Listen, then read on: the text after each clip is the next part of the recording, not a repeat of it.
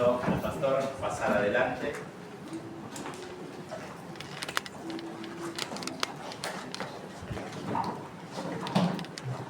Qué bueno es verlos. Espero que piensen lo mismo. Qué bueno verte.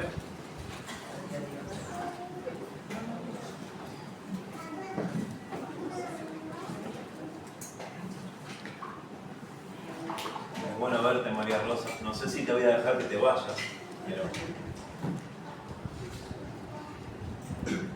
Vamos a ir a nuestras Biblias, al libro de Mateo, aunque solamente nos vamos a quedar vamos a ver solamente el versículo 23 del capítulo 1. Vamos a darle lectura del versículo 18 al 25 para tener el contexto. Siempre es bueno a la hora de exponer algo de las Escrituras, tener el contexto, ¿sí? Y confieso que es siempre cuando hay que predicar en reuniones así especiales, ¿no? De Navidad y lo demás, pero mayormente en la Navidad hay tanto alrededor del nacimiento de Jesús. Hay tanto, no es una simple historia, hay tanto alrededor que uno quiere abarcar todo en una misma prédica y es imposible, ¿no? Una vez escuché a un predicador decir que si solamente tenía que hablar del nacimiento de Jesús y lo que eso significa para el mundo, le alcanzaba para hacer mensajes para todo un año. Y creo que es así, quizás un poco más.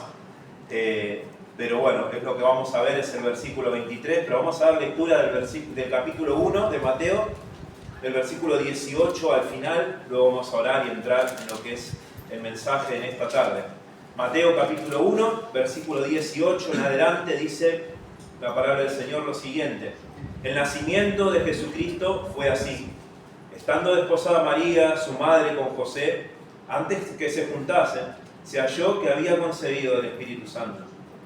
José, su marido, como era justo y no quería infamarla, quiso dejarla secretamente. Y pensando él en esto, he aquí un ángel del Señor le apareció en sueños y le dijo: José, hijo de David, no temas recibir a María tu mujer, porque lo que en ella es engendrado del Espíritu Santo es.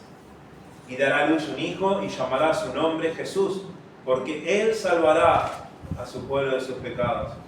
Todo esto aconteció para que se cumpliese lo dicho por el Señor por medio del profeta, cuando dijo: he aquí una virgen concebirá y dará a luz un hijo y llamará su nombre Emmanuel, que traducido es Dios con nosotros. Y despertando José del sueño, hizo como el ángel del Señor le había mandado y recibió a su mujer.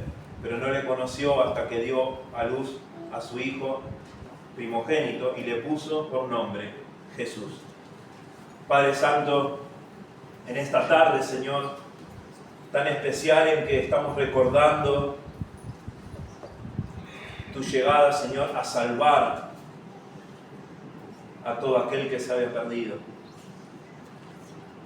Que esta reunión, Señor, que esto que vamos a ver a través de las Escrituras llegue a nuestro corazón de una manera especial. Y Padre, es mi deseo que no sea solamente una festividad que luego pase en un par de semanas y nos olvidemos, sino que sea algo que todo el tiempo estemos recordando, ya que es algo que no solo cambió el rumbo de la historia, sino nuestra vida. Gracias por tu palabra y por el tiempo, en el nombre de Jesús. Amén. La Navidad suele ser, o suele estar asociada, ¿no?, a regalos, a fiestas, ¿no? Llega la Navidad y todo el mundo piensa en dónde voy a pasar las fiestas, con quién la voy a pasar o con quién no quiero pasarla, ¿no?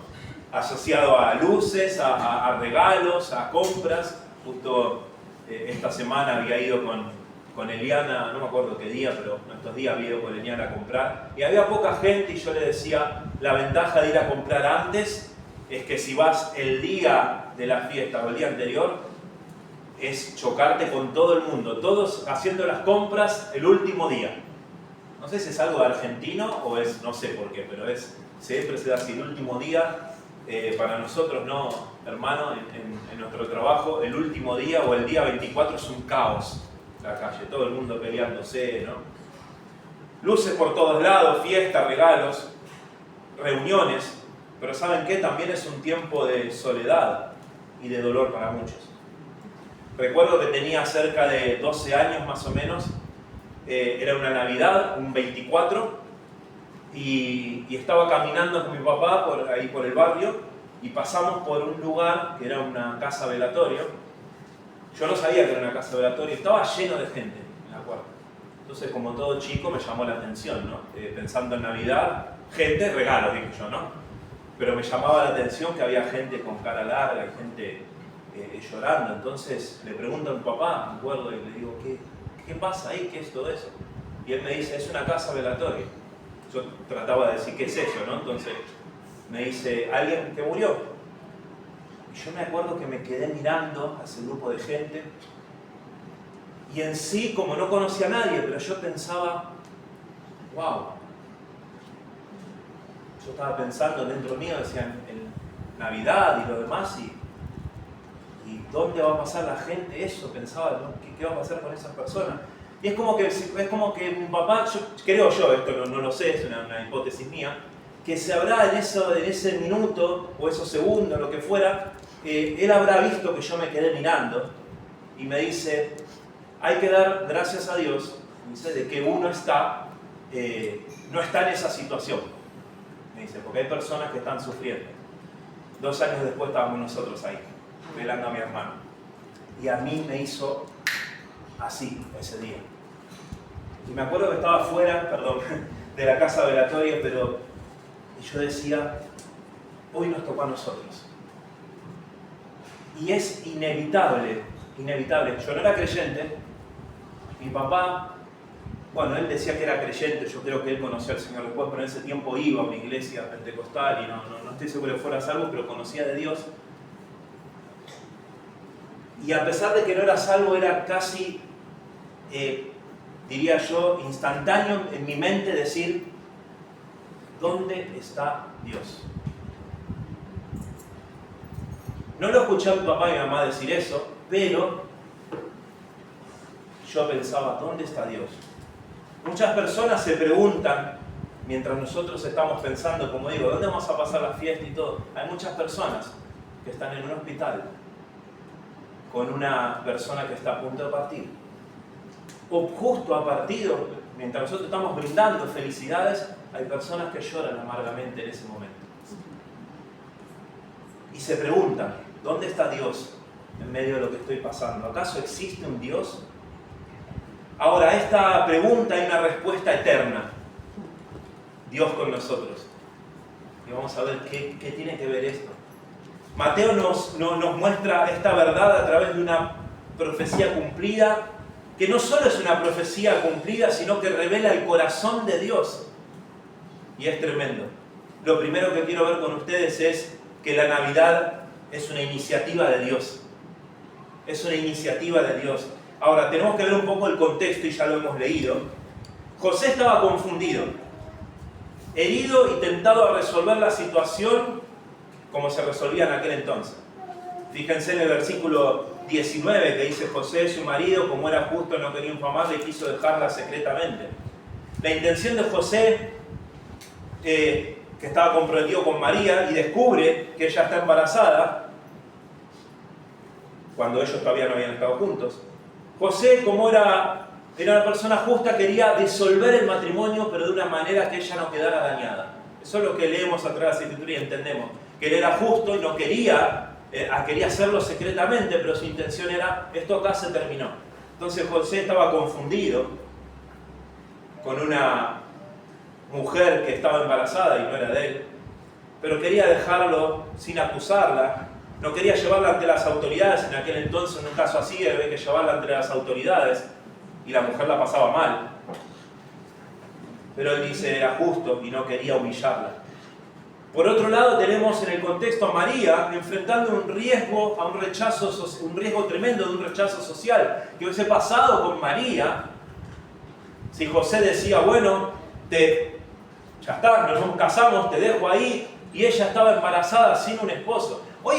Nosotros hoy en día no lo vemos tan, pero vemos por ahí una chica embarazada y soltera, y en nuestra cultura, en los tiempos ahora, es como, no pasa nada. En aquel entonces eso era terrible.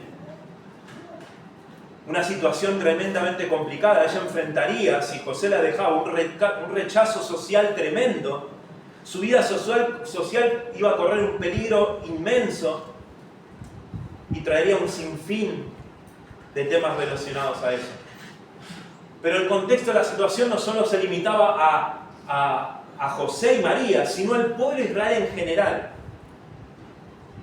El pueblo estaba bajo la opresión romana, uno de los gobiernos más tiranos que ha existido en la historia. Si bien el pueblo de Israel estaba acostumbrado a estar en situaciones como esta, eso no quería decir que no fuera una situación difícil para el pueblo de Israel. Sumado a eso, había un silencio profético. El pueblo de Israel estaba acostumbrado a estar pasando situaciones de opresión con otros, pero inclusive en medio de eso, Dios les hablaba. Por medio de profetas, Dios les hablaba. Recibían, como quien dice, un ánimo de Dios, palabras de Dios, después podían rechazar o no, pero Dios estaba presente para ellos. Sin embargo, a este punto de la historia, había pasado 400 años, se le dominan 400 años de silencio. El último profeta había sido, se me fue el nombre, Malaquías, y había 400 años de silencio. O sea que el pueblo estaba siendo oprimido y hacía 400 años que no sabían nada de Dios y había silencio total. No es un dato menor. En medio de toda esta situación es donde Dios interrumpe la historia y dice, he aquí. Esta expresión, hermanos, he aquí, marca un acto soberano de Dios, algo inesperado, algo fuera del alcance del ser humano está ocurriendo. El idioma original es tremendo y Mateo lo transporta, ¿no es cierto?, al otro idioma, ¿sí?, de hebreo, de una manera exacta, ¿no es cierto?, y lo tenemos que llevar a nuestro tiempo ahora. Es como lo que él está diciendo, presten atención. Si bien es un versículo que él está usando una profecía, algo que ya el pueblo conocía, llevándolo a nuestro idioma ahora, vamos a decir, es como nosotros leyéramos la historia y llegamos a ese punto donde dice, he aquí, es una llamada de atención. Es lo que se llama una partícula demostrativa. Y es usada para llamar la atención de los lectores de una manera enfática. Es como decir, como dije, presten especial atención a esto. Lo expresa de esta manera, presten atención de una manera especial. ¿Y a qué? ¿A qué es lo que tenemos que prestar atención de una forma especial? Que una virgen concebirá y dará a luz un hijo y llamará su nombre Emmanuel, que traducido es Dios con nosotros. A eso hay que prestar atención. A esta interrupción de la historia, a algo que iba a cambiar la historia de la humanidad para siempre, y gracias a Dios por eso. Es un llamado, esta palabra es un llamado de atención, pero no solo a lo que había acontecido, sino prestar atención a la obra de Dios. No es solamente prestar atención a, bueno, nació de una manera milagrosa un chico, un bebé, sino prestar atención a la obra tremenda, milagrosa de Dios. Como vamos a ver más adelante, esta obra consiste en que el Dios, creador del cielo y de la tierra, vino a este mundo a buscar y a salvar lo que se había perdido. ¡Qué obra inmensa! Prestar atención a algo, como diríamos, fuera de serie. Hermanos, esto nos enseña el prestar atención. Esta llamada a prestar atención de una forma especial nos enseña algo importante. La fe comienza cuando dejamos de mirar las circunstancias y prestamos atención a lo que Dios hizo y está haciendo. Lo voy a decir de vuelta. La fe comienza cuando dejamos de mirar las circunstancias y prestamos atención a lo que Dios hizo y está haciendo. Las circunstancias nos pueden llevar a olvidarnos de lo que Dios ha hecho y aún más, a no ver lo que está haciendo. La Navidad, el nacimiento del Salvador, nos debe hacer reflexionar no solo hoy, en esta reunión especial, sino todos los días de nuestra vida. Nos tiene que hacer reflexionar en todo lo que encierra esa obra maravillosa. Cuando nos detenemos a pensar en esta obra de amor inmenso, ¿saben qué? Nuestras preocupaciones ya no son tan preocupantes. Nuestros problemas ya no son un problema, o al menos no son tan gigantes.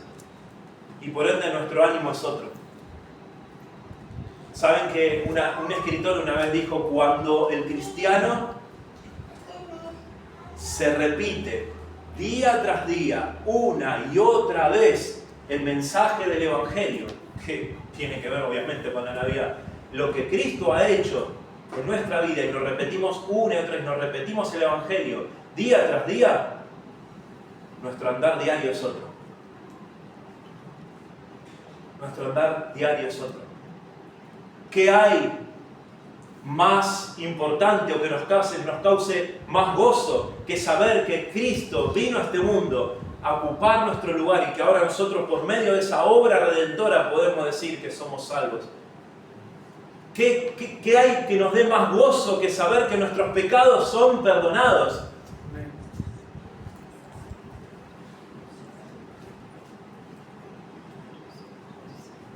¿Qué hay más importante que cuando un ser querido nuestro parte de este mundo y ha conocido al Señor, poder decir con fe y con esperanza, Él está en casa y nos vamos a ver en algún momento? Es tremendo.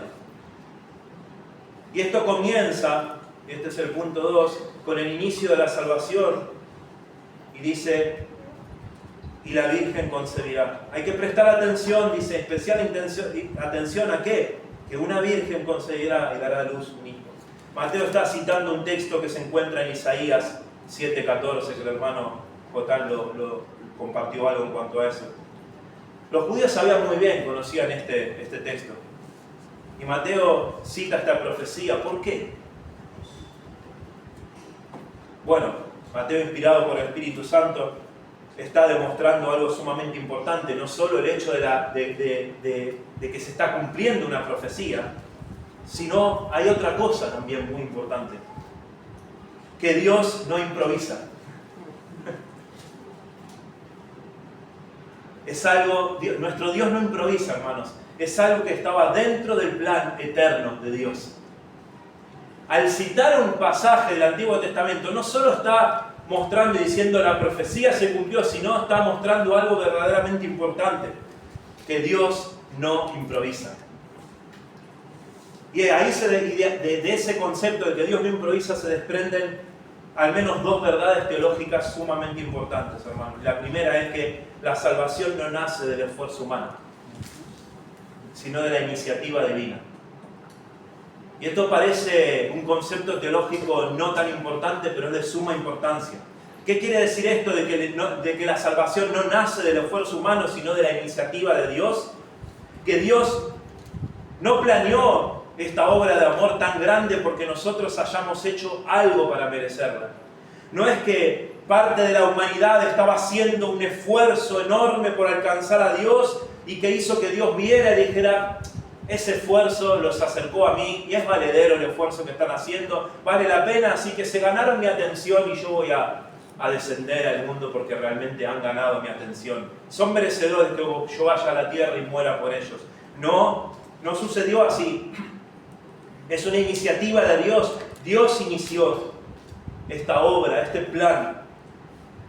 Y esta palabra, la Virgen concebirá, es una evidencia de la iniciativa de Dios. Dios fue el que inició. El nacimiento virginal indica, otra de las verdades que se desprenden de esto, es que la redención no procede de la carne ni de la voluntad humana.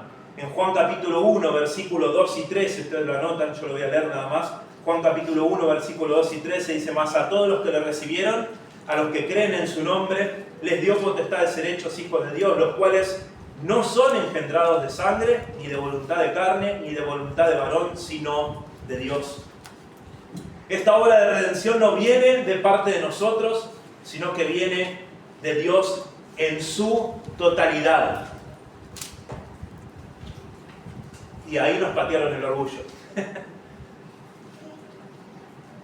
Es Dios el que desde el principio de la eternidad determinó de qué manera el hombre sería salvo. Dios estableció que solo por Cristo y su obra el hombre sería salvo. Pero pastor, ¿cómo es esto? Entonces nosotros no tenemos parte en nada. A nosotros nos gusta, a todo ser humano le gusta ser parte de una historia fabulosa, ¿no? ¿A quién no le gusta pertenecer al equipo ganador, ¿no? Pertenecer a la parte famosa. Está innato en nosotros. Y por ahí alguno que quiera jugar a ser humilde va a decir, no, yo me gusta estar con los perdedores. No, a nadie le gusta, ¿no? Queremos ser todos parte de la historia, ¿no? Cuando Argentina ganó el Mundial queríamos ser todos Montiel, ¿no? Algo así, ¿no? Todos queremos ser Messi, ¿no? Nos sentíamos representados, queremos ser ganadores. Como ser humano nos gusta ser reconocidos. ¿El hombre no tiene participación alguna en la obra? La iniciativa es de Dios, la obra por entero es de Dios. El único aporte que el ser humano puede hacer, y ahí dice, pastor, ¿ves? Tenemos algo, es reconocer su pecado y venir a Cristo en arrepentimiento y fe. Amén. Es tu única participación. Como dijo un escritor y me gusta, lo único que aportamos es que nosotros le dimos nuestros pecados y Él nos impartió su justicia.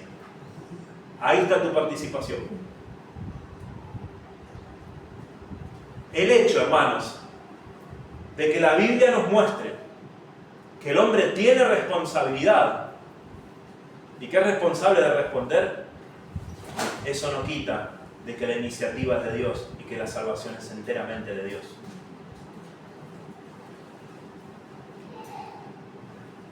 Por lo tanto, lo único en lo que somos parte en esta maravillosa obra es aportar nuestros pecados.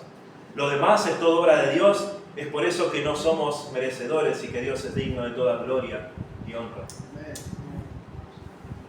Dios provee la salvación en Cristo, el hombre es responsable de responder en fe a esa provisión. Hermanos, la iglesia no salva a nadie. Dios ya proveyó un Salvador. ¿Es importante la iglesia? Sí. Pero la iglesia en sí no salva a nadie. Dios proveyó ya al Salvador. Nuestra tarea no es fabricar métodos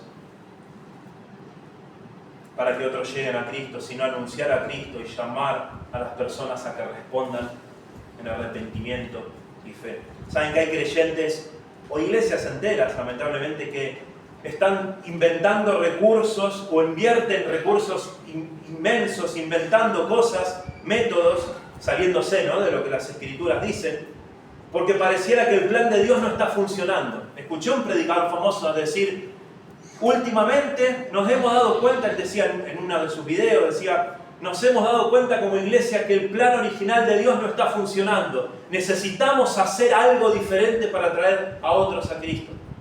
Hacían rifas grandes, de premios grandes y cosas. Como el plan de Dios no está funcionando, necesitamos hacer ajustes al plan de Dios. No, hermanos, lo que necesitamos es anunciar a Cristo a las personas.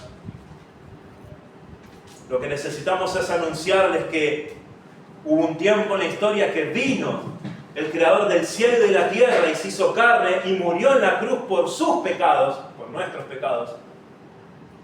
Que Él vino a buscar y a salvar lo que se había perdido. El plan de Dios, la obra de Dios es perfecta y es maravillosa, no necesita ajustes. Lo que necesitamos es predicar más a Cristo. Dios hizo la parte imposible. El hombre es llamado a creer y a obedecer. El tercer punto es que Dios se hace hombre. Es esta frase, y dará a luz un hijo. Dios se hace hombre. En este pasaje profetizado mucho antes, se está revelando lo que es el misterio de la encarnación. Dios podría, ¿sabes qué? Dios podría, esto es lo maravilloso, Dios podría haber enviado un ángel, ¿sí? Podría haber enviado una ley nueva, ¿sí? Inclusive podría haber hablado desde el cielo con una voz audible que nos rompiera los tímpanos a las personas y empezar a hablarles para que reaccionen. ¿Podría haberlo hecho? Sí, sin ninguna duda. Pero sin embargo no lo hizo. Vino Él. Dios hecho carne. Nace como un niño, va creciendo. ¿Y se pusieron a pensar alguna vez? Nosotros tenemos la historia, ¿desde qué edad de Jesús? ¿A qué edad?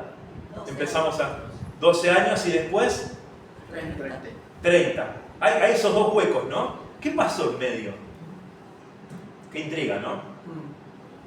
¿A qué se dedicaba? ¿Qué hacía? ¿Qué habrá pasado?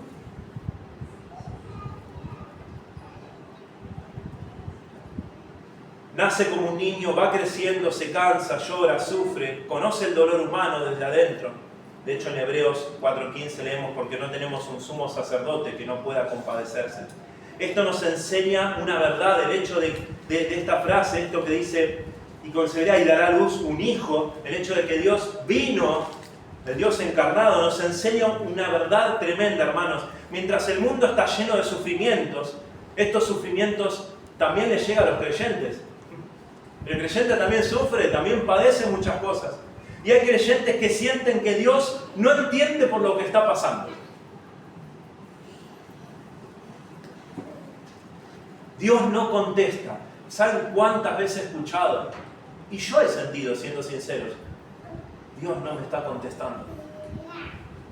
Hay silencio. Sentimos por ahí que hay silencio y que Dios no entiende por lo que pasamos. Dios no contesta, no me está ayudando. Él no entiende lo que sufro. Hermanos, sí, Él entiende. Él entiende. Él creció como un niño como vos.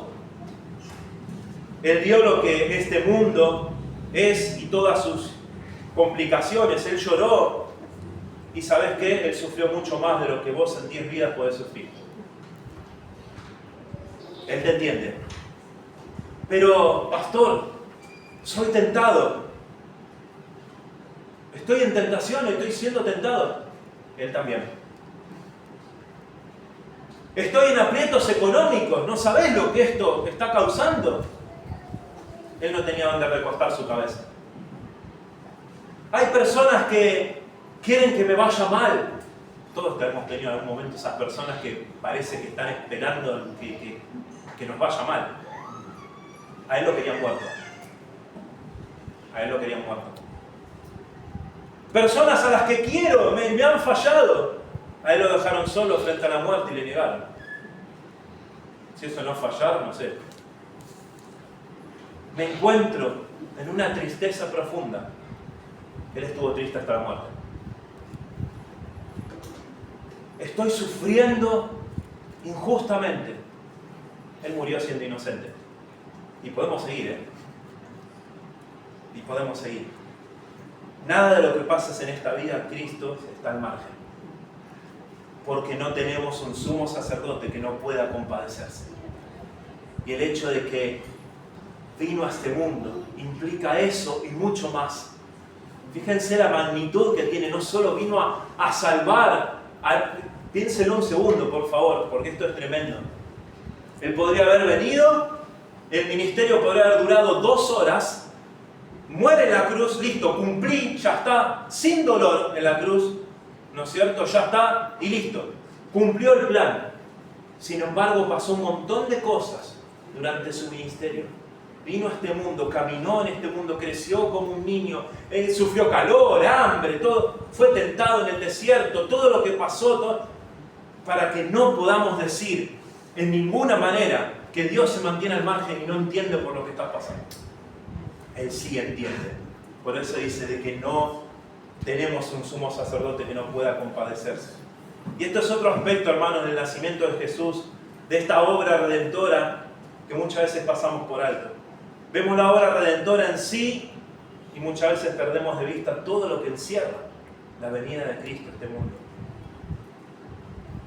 Y el último punto es esta frase que a mí me encanta, Emmanuel, que traducido es Dios con nosotros. Y llamará su nombre Emmanuel, que traducido es Dios con nosotros. Esta identidad lo define todo. Esta frase resume toda la historia de redención, es el corazón del Evangelio.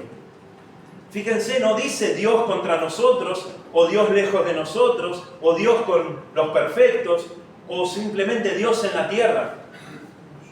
sino Dios con nosotros. Este Dios con nosotros implica 3 cosas importantes, al menos 3 importantes. La cercanía en un lugar de distancia. Dios vio al hombre en la miseria y camino a la condenación y vino a este mundo, como dije, a buscar y a salvar a los perdidos. Él se acercó al hombre. ¿Se pusieron a pensar alguna vez? Él vino a buscar. Ahí está la iniciativa de Dios. Él vino por nosotros. La otra cosa es que hay gracia en lugar de condenación. Él podría condenar a todos y sería justo, ¿o no? ¿Quién podría reprocharle algo? Tiene el poder y el derecho y la razón para condenarnos a todos. ¿Sí? Nadie podría decir nada. Pero en lugar de eso, gracia. Favor inmerecido a quienes solo merecen su ira y su condenación. Y yo entiendo que este concepto teológico uno lo tiene tan arraigado, tan memorizado, que hasta muchas veces perdemos de vista la profundidad que tiene esto.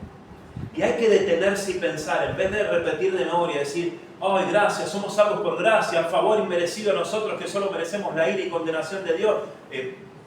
Algo que aprendí en el seminario casi al principio, te lo aprendes de memoria, a detenerse y pensar, merezco la ira y condenación de Dios, y nada más. Y Él abandonó el cielo, todo allá, y vino a buscarme. ¡Wow! Esperanza en un lugar de desesperación. De desesperación. Ante la realidad indiscutible de nuestra culpabilidad, sin Cristo habría desesperanza. No solo para uno mismo, sino para todos los que amamos. Imagínense y piénsenlo por un segundo, qué angustiosa sería la vida si por medio de las Escrituras viéramos que nos espera la condenación al partir de este mundo. ¿Qué pasaría si en las Escrituras solamente encontráramos que somos pecadores, que merecemos la ira y condenación de Dios y no hubiera un plan de redención? Y encontramos en las Escrituras que después de partir de este mundo nos espera la condenación y no hay nada más que hacer. ¡Qué vida angustiosa! Y aún más triste sería porque veríamos partir a nuestros seres queridos y estaríamos diciendo, está en la condenación. ¡Qué vida horrenda! Por eso digo que no solo sería horrible para nosotros, sino también para nuestros seres queridos. Y sería una situación horrenda. Pero qué diferente es saber que hay una forma de salvación, y una sola, no varias, y es por medio de Cristo. Hermanos, el hecho de Dios con nosotros tiene un peso teológico, pero más allá de eso, tiene que agarrarnos el corazón de tal manera que nos haga vivir diferente, no solamente en la Navidad, sino el resto del año. Que Dios podría haberse quedado lejos de nosotros, y ¿quién podría haberle dicho algo? Él podría haber mirado de lejos y esperar tranquilamente lo que merecemos, la condenación, la muerte. Y sin embargo vino por nosotros. Yo digo, qué tremendo debe haber sido ver al Creador del cielo y la tierra andando entre los hombres. ¡Wow!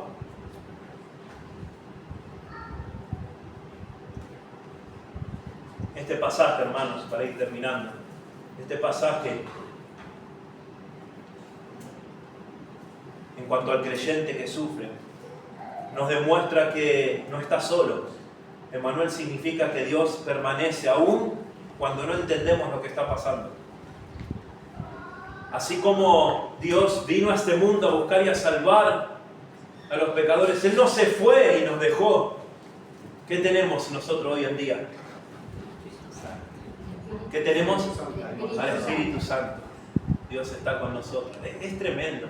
Solo vino a salvarnos, sino que encima ahora podemos decir que tenemos al Espíritu Santo de Dios. Dios está con nosotros. Así que cuando estás sufriendo, cuando estés en una situación difícil, no estás solo. No estás solo. Como iglesia esto nos tiene que llevar a evangelizar, no ofreciendo religión, sino ofreciendo reconciliación. Dios quiere que el hombre llegue al arrepentimiento. Dios quiere que el hombre se arrepienta. Para el creyente que por ahí está tentado en abandonar, este Manuel no se va cuando fallás, cuando trastabillás, cuando caes. Porque hermano, vamos a pecar. Una de las cosas llamativas y tristes, vamos a decir, que nosotros como creyentes solemos catalogar los pecados, ¿saben eso, no?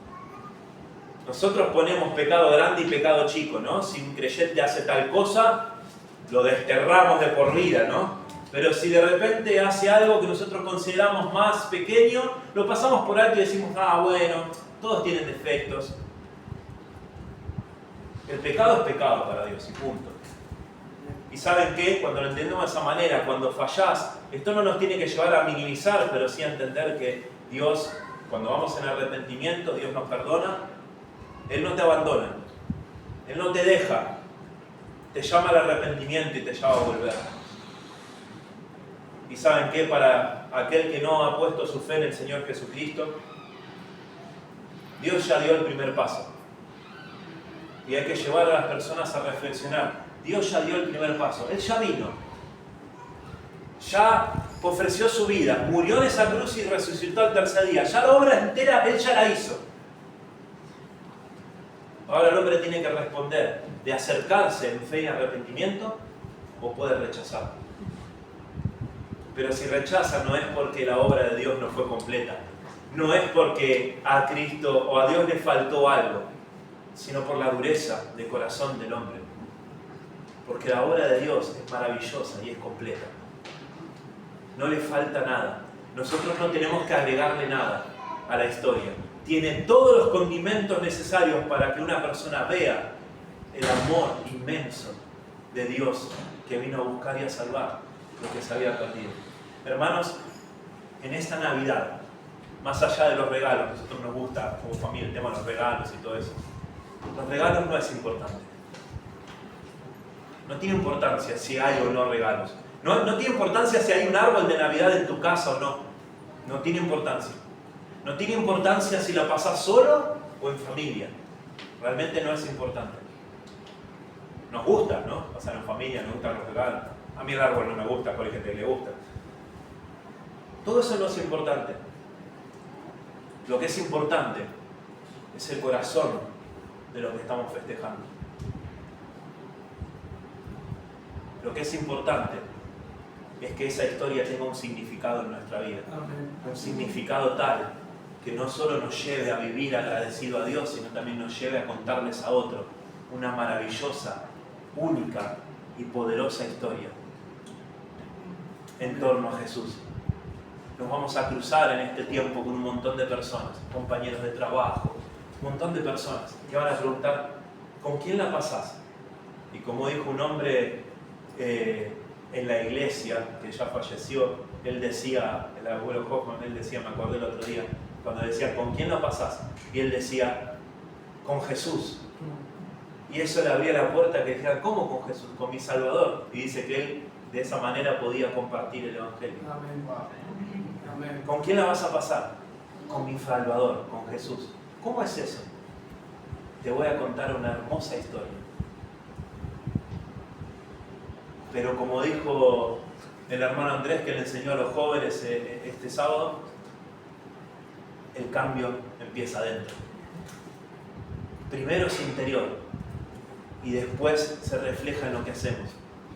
Si no, la historia de Navidad, si el nacimiento de Jesús no tiene un impacto en nuestra vida tal, no contamos una hermosa historia.